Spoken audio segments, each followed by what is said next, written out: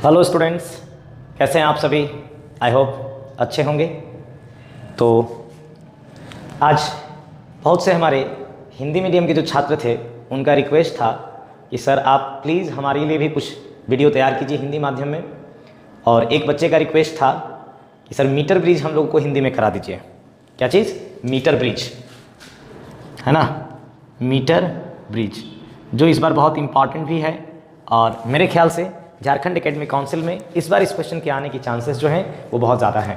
Metre bridge basically होता क्या है बच्चों? तो मीटर ब्रिज जो होता है उससे हम लोग, आज मेरा गला थोड़ा ख़राब है मीटर ब्रिज जो होता है उससे हम अननोन रेसिस्टेंस को क्या करते हैं? मेजर करते हैं। अननोन रेसिस्टेंस कहने का मतलब एक ऐसे प्रतिरोधक का प्रतिरोध का मापन करते हैं जो हमें नहीं पता है। तो जिस प्रतिरोधक का प्रतिरोध हम लोगों को नहीं पता है, उसके प्रतिरोध को मापने के लिए जिस यंत्र का हम प्रयोग करते हैं वो क्या कहलाता है? मीटर ब्रिज कहलाता है। क्या कहलाता है? मीटर ब्रिज कहलाता है। मीटर ब्रिज किस सिद्धांत पर कार्य करता है? तो ये संतुलित व्हीट स्टोन ब्रिज के सिद्धांत पर कार्य करता है। कौन से सिद्धांत पर कार्य करता है? संतुलित व्हीट स्टोन ब्रिज के सिद्धांत पर कौन कार्य करता है? मीटर ब्रिज कार्य करता है। कौन कार्य करता है? मीटर ब्रिज कार्य करता है। ठीक है। इसका कंस्ट्रक्शन थोड़ा अलग अलग पार्ट्स हैं, जिसमें एल शेप के दो पत्तियां होती हैं, ब्लेड्स होती हैं। उनमें हम लोग क्या एक सिल्वर ब्रॉन्ज का वायर जोड़ देते हैं, जर्मन सिल्वर भी कह सकते हैं, जो थोड़ा टाइट मटेरियल हो, उसका तार ले लेते हैं। तार का लंबाई जो होता है 100 सेंटीमीटर होता है। तो चलिए देखिए, आज हम लोग देखने चलते हैं मीटर ब्रिज। ये देखिए आपका मीटर ब्रिज है। मीटर ब्रिज में देखते हैं हम लोग एक एक करके एक एक चीज़ों को समझने की कोशिश करते हैं। सबसे पहले मीटर ब्रिज होता क्या है सर? तो किसी तार का प्रतिरोध ज्ञात करने के लिए मीटर ब्रिज एक सुग्राही यंत्र है, या किसी भी अज्ञात प्रतिरोध को ज्ञात करने के लिए हम जिस युक्ति का प्रयोग करते हैं उसे क्या बोलते हैं? मीटर ब्रिज बोलते हैं। मीटर ब्रिज किस सिद्धांत पर कार्य करता है? तो ये संतुलित व्हीट स्टोन ब्रिज के सिद्धांत पर कार्य करता है। किस सिद्धांत पर कार्य करता है? संतुलित व्हीट स्टोन ब्रिज के सिद्धांत पर कार्य करता है हमारा कौन? Metre bridge. चलिए देखिए बनावट के पास चलते हैं। ये देखिए मीटर ब्रिज के पास दो एल आकार की ब्लेड्स होती हैं, पत्तियां होती हैं, एक इधर हो गया एक इधर हो गया। यहाँ पे पेच होता है, इस जगह पेच हम लोग लगाते हैं स्क्रू टाइट करने के लिए, वायर को इस जगह पे स्क्रू टाइट करते हैं। उसके बाद इन दोनों एल से ए और सी के बीच में एक जर्मन सिल्वर का जो एक कड़ा पदार्थ है, ठीक है ना, तो जर्मन सिल्वर का एक तार हम लोग लेते हैं 1 मीटर लंबा। कितना मीटर लंबा होता है इसका? लंबाई 1 मीटर मतलब 100 सेंटीमीटर। सेंटीमीटर में कितना? 100 सेंटीमीटर। स्केल मान लीजिए आपको सेंटीमीटर में गिवन है। स्केल किस में गिवन है? सेंटीमीटर। तार के जस्ट नीचे स्केल लगा हुआ रहता है ताकि आप लोग जॉकी का लोकेशन देख सको। चलो, इन दोनों एल के बीच में एक और ब्लेड होती है, एक और पत्ती होती है जिसमें 3 पेंच लगे होते हैं। ये देखिए डी, ई और एफ, 3 पेंच लगा होता है। ठीक है बाबू। इन 3 पेचों में से जो बीच वाला पेच है वहां से एक गैल्वेनोमीटर लगा है, और वो गैल्वेनोमीटर जो है किससे कनेक्टेड है? जॉकी से कनेक्टेड है। और जॉकी का संपर्क किस पर है? तार पर है। जो आपने जर्मन सिल्वर का तार लिया है उस पर जॉकी का संपर्क है। उसके बाद हम लोग क्या करते हैं? तार को एक बाहर बैटरी से हम लोग जोड़ देते हैं। ये देखिए बैटरी है, जहां एक कुंजी के लगा दिया, एक रियोस्टेट क्या होता है? परिवर्ती प्रतिरोध हमने लगाया है ताकि करंट को हम लोग क्या कर सकें? बैलेंस करें, धारा को संतुलित कर सकें। यहां से सी से जुड़ गया। यह है बनावट। ठीक है। देखिए क्या है? लकड़ी के तख्ते पर, ये सब सेटअप किस पर रहता है बाबू? लकड़ी के तख्ते पर, लकड़ी के फ्रेम पर होता है। तो लकड़ी के तख्ते पर एल के आकार की 2 तांबे की, किसकी? तांबे की धातु की होनी चाहिए, तब ना धारा का प्रवाह होगा। नहीं तो दूसरे चीज का ले लीजिएगा तो मामला गड़बड़ा जाएगा। तो तांबे की पत्तियों के बीच जर्मन सिल्वर जैसे कड़ा पदार्थ क्यों यूज करते हैं? कोई पूछेगा जर्मन सिल्वर, तो कड़ा पदार्थ है कि 1 मीटर मतलब कैसे सेंटीमीटर? 100 centimetre, 100 centimetre.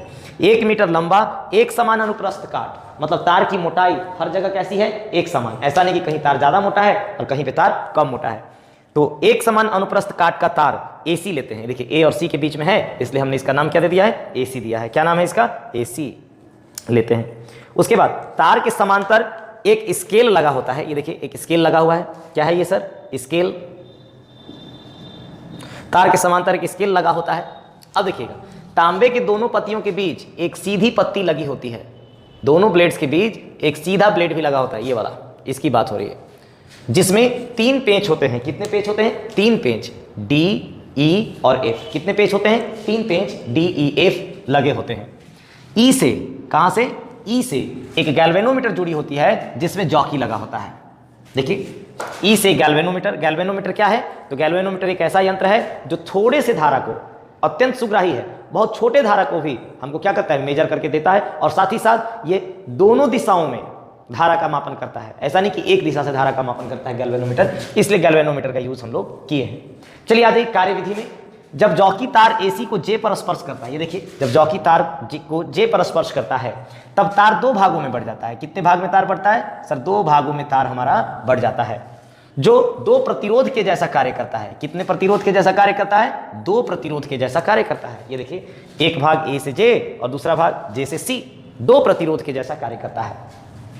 यदि तार के एकांक लंबाई का प्रतिरोध रो हो, ये देखिए तार के एकांक लंबाई का प्रतिरोध अगर रो हो गया, मतलब 1 सेंटीमीटर लंबा तार का प्रतिरोध रो है, तो 2 सेंटीमीटर लंबे तार का प्रतिरोध 2 रो, 3 सेंटीमीटर का 3 रो, जितना सेंटीमीटर के लंबाई का तार का प्रतिरोध निकालना है निकाल सकते हैं। तो बताइए A से J का अगर लंबाई L1 है और J से C का लंबाई L2 है, J से C की लंबाई L2 है, तो AJ का अगर हम प्रतिरोध पूछेंगे तो भाई प्रतिरोध निकालने के लिए क्या कर रहे थे हम लोग? रो को लंबाई से मल्टीप्लाई कर रहे थे। तो AJ का प्रतिरोध P नाम दिया हमने। क्या नाम दिया है? A से J का प्रतिरोध P, याद रखिएगा ये P हमने इनका नाम दिया है। ये P AJ का प्रतिरोध है और Q जो है CJ का प्रतिरोध है। तो हमने क्या लिखा सर? P बराबर रो L1, क्योंकि इसकी लंबाई कितनी है? L1 है।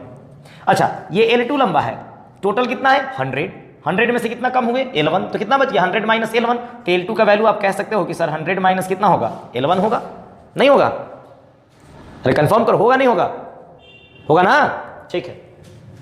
तो Q is equal to rho L2 बराबर रो इंटू 100 माइनस कितना कह सकते हैं? L1 कह सकते हैं सर। अब देखिए, अब एक ज्ञात प्रतिरोध R, एक ऐसा प्रतिरोध जो आपको पता है, ये वाला, इसकी बात हो रही है। ज्ञात प्रतिरोध R को हम लोग B से D के बीच में लगा देते हैं, और जो अज्ञात प्रतिरोध है जिसका वैल्यू आपको निकालना है X, उसको हम लोग F से G के बीच में। आप अज्ञात को भी B से D लगा सकते हैं और ज्ञात को F से G लगा सकते हैं, कोई दिक्कत वाली बात नहीं है। आ रही है बात? क्लियर हो रहा है? नहीं हो रहा है?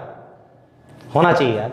चलिए, तो एक ज्ञात प्रतिरोध R को B तथा D के मध्य तथा अज्ञात प्रतिरोध X को, जो प्रतिरोध अज्ञात है जिसका वैल्यू हमको निकालना है, X को F तथा G के बीच लगा दिया। इनको B और D के बीच लगाया, इनको F और G के मध्य लगा दिया, जोड़ दिया। तो अब जब हम धारा प्रवाहित करेंगे यहां से, तो इसका विद्युत परिपथ कैसा आएगा? तो देखिए D E F इन तीनों बिंदु में कोई अंतर नहीं है, यहां पॉइंट हो गया। एक पॉइंट बना जॉकी, नीचे वाला पॉइंट। D E F और जॉकी के बीच क्या है? गैल्वेनोमीटर। तो ये देखिए गैल्वेनोमीटर हमने बना दिया इस जगह पे। उसके बाद B और A में सर, चूंकि ये तांबा का है, दोनों पॉइंट में कोई अंतर नहीं है, दोनों पॉइंट सेम है, तो A भी कर दिया हमने। उसी तरह से CG भी या GC, दोनों पॉइंट क्या है? सेम। अब देखिए B और D के बीच में क्या है? R। तो ये देखिए B और D के बीच में हमने R प्रतिरोध जोड़ दिया, जो पता है। जो नहीं पता है वो क्या था हमारा? X। F और G के बीच में X है, ये देखिए F और यहाँ G, उसके बीच में X। उसके बाद A और J के बीच में, A और J के बीच में P नाम दिया था हमने, और इसका नाम क्या दिया था? Q। P है, और J से C के बीच में कौन है? Q है। इस तरीके से हमने जोड़ दिया। अब संतुलित ब्रिज का कंडीशन आपको पता है। संतुलित ब्रिज मतलब क्या होना चाहिए? संतुलित ब्रिज के लिए I का मान क्या होता है? यहाँ पे 0। I का मान क्या होता है? 0। ये देखिए I हमने क्या कर दिया? 0। और जब धारा 0 हो जाएगा, ब्रिज संतुलित होता है, तो कोई भी एक तरफ के प्रतिरोध का रेशियो क्या होता है? बराबर, अनुपात बराबर। तो R बाई P, R और P का अनुपात वही होगा जो X और Q का अनुपात होगा। तो R बटे P बराबर X बाई Q। तो X बराबर Q को ले आइए, तिरछा तिरछी गुना कीजिए। देखिए X को रख लीजिए पकड़ के, Q R के साथ रहेगा, तो हमने कर दिया Q को R के साथ, और P कहाँ है? नीचे। समझ आया? अब बताइए Q और P का वैल्यू हम लोग निकाले हैं। यहाँ देखिए P का वैल्यू रो L1 और Q का वैल्यू कितना है? रो 100 माइनस L1। तो यहाँ देखिए R इंटू Q ऊपर में है 100 माइनस L1 बटे P नीचे में है, तो रो L1, रो और रो कट गया, तो X बराबर R 100 माइनस L1 बटे कितना? L1 बटे कितना? L1। ठीक है, तो यही आपका मीटर ब्रिज। अगर आता है तो आप इसको लिखिए और नंबर लीजिए, सीधा सीधा इंपॉर्टेंट क्वेश्चन है। ठीक है, तो यही हमारे लिए मीटर ब्रिज का जो था विद्यार्थियों का आग्रह। अगर आपको वीडियो अच्छा लगा हो, मज़ा आया हो, समझ में आया हो, तो आगे ट्रांसफर कीजिए वीडियो को, लाइक कीजिए, सब्सक्राइब कीजिए, शेयर कीजिए इस चैनल को।